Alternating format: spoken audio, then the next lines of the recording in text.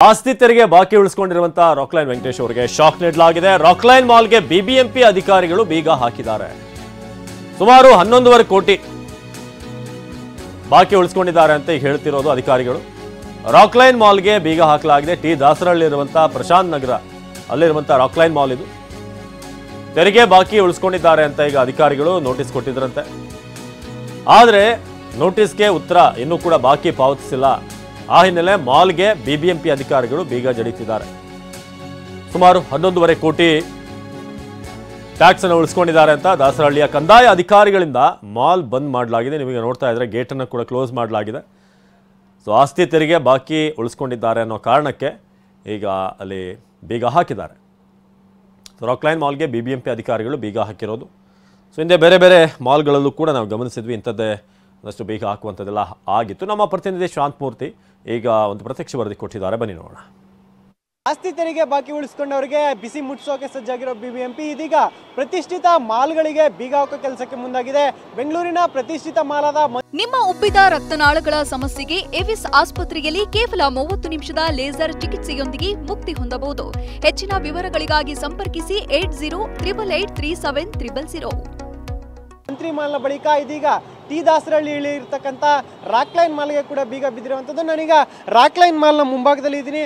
ಈ ಒಂದು ಮಾಲ್ ಏನಿದೆ, ಈ ಒಂದು ರಾಕ್ಲೈನ್ ಮಾಲ್ ಈಗ ಬಿಬಿಎಂಪಿಗೆ ಸುಮಾರು 11 ಕೋಟಿ ತೆರಿಗೆ ಬಾಕಿಯನ್ನು ಉಳಿಸ್ಕೊಂಡಿತ್ತು. ಅಂದರೆ 2011ರಿಂದ 2023 ಇಸ್ವಿ ತನಕ ಬಾಕಿ ಕಟ್ಟಬೇಕಾಗಿದ್ದಂಥ ಆಸ್ತಿ ತೆರಿಗೆಯನ್ನು ಬಾಕಿ ಉಳಿಸ್ಕೊಂಡಿತ್ತು. ಈ ಹಿನ್ನೆಲೆಯಲ್ಲಿ ಈ ಹಿಂದೆ ಸಾಕಷ್ಟು ಬಾರಿ ಬಿಬಿಎಂಪಿ ನೋಟಿಸನ್ನು ಕೂಡ ಕೊಟ್ಟಿತ್ತು. ಆದರೆ ಮಾಲ್ನ ಒಂದು ಆಡಳಿತ ಮಂಡಳಿ ಏನಿದೆ ಇದು ಆ ಒಂದು ತೆರಿಗೆಯನ್ನು ಪಾವತಿ ಮಾಡಿರಲಿಲ್ಲ. ಹಾಗಾಗಿ ಇವತ್ತು ಮಾಲ್ಗೆ ಬೀಗವನ್ನು ಜಡಿದಿರ್ತಕ್ಕಂಥದ್ದು. ಅದರಲ್ಲೂ ಪ್ರಮುಖವಾಗಿ ದಾಸರಹಳ್ಳಿಯ ವಲಯದಲ್ಲಿರ್ತಕ್ಕಂಥ ಬಿಬಿಎಂಪಿ ಅಧಿಕಾರಿಗಳು ಇದೀಗ ಮಾಲನ್ನು ಸೀಸ್ ಮಾಡೋ ಒಂದು ಕೆಲಸಕ್ಕೆ ಮುಂದಾಗಿದ್ದಾರೆ. ಈಗಾಗಲೇ ಮಾಲನ್ನು ಕಂಪ್ಲೀಟ್ ಆಗಿ ಬಂದ್ ಮಾಡಿಸಿ ಬೀಗವನ್ನು ಹಾಕೋ ಮೂಲಕ ಮಾಲ್ಗೆ ಬಿಸಿ ಮುಟ್ಟಿಸುವ ಕೆಲಸವನ್ನು ಬಿಬಿಎಂಪಿ ಅಧಿಕಾರಿಗಳು ಮಾಡಿರುವಂಥದ್ದು.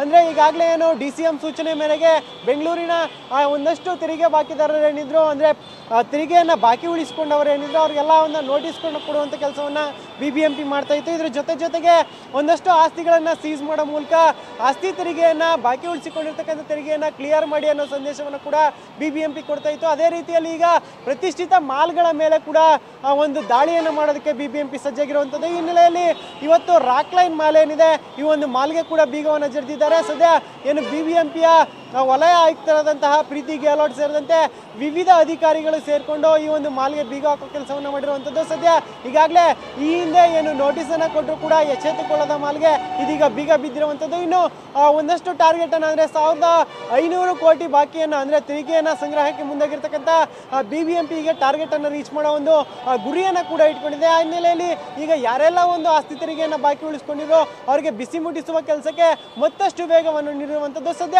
ಈ ಒಂದು ಬಿಬಿಎಂಪಿಯ ಒಂದು ಕಾರ್ಯಾಚರಣೆ ಇನ್ನೆಷ್ಟು ಮಾಲ್ಗಳಿಗೆ, ಇನ್ನೆಷ್ಟು ದೊಡ್ಡ ಕುಳಗಳಿಗೆ ಬಿಸಿ ಮುಟ್ಟಿಸುತ್ತೆ ಅನ್ನೋದನ್ನ ಇನ್ನಷ್ಟೇ ಕಾದು ನೋಡಬೇಕಿದೆ. ಕ್ಯಾಮ್ರಾ ಪರ್ಸನ್ ಮಾಂತೇಶ್ ಜೊತೆ ಶಾಂತಮೂರ್ತಿ, TV9 ಬೆಂಗಳೂರು.